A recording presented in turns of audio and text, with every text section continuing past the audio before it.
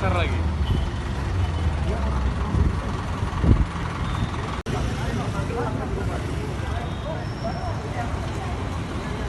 Ini Makassar.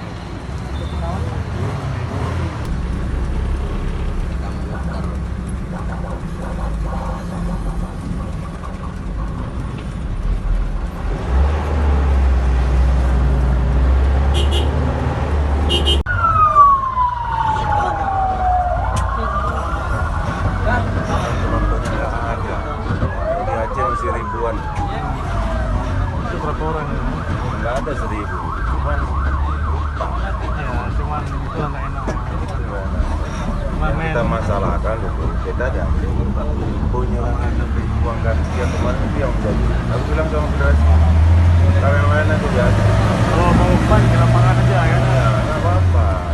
Semuanya orang kendak itu kan udah penganiayaan pasalnya itu kan.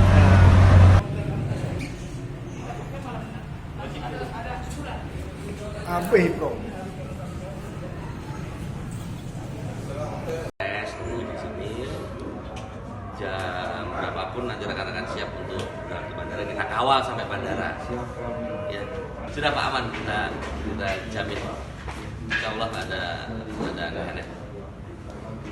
Aman Pak, 100% kita jamin. Kita sih nggak khawatir, Kota Cilegon aman. Ya. Kita sih percaya, karena tadi malam begitu kita sampaikan di rapat di meeting yang siang itu, tadi begitu penjelasan udah mulai, saya pengamanannya bagus, pas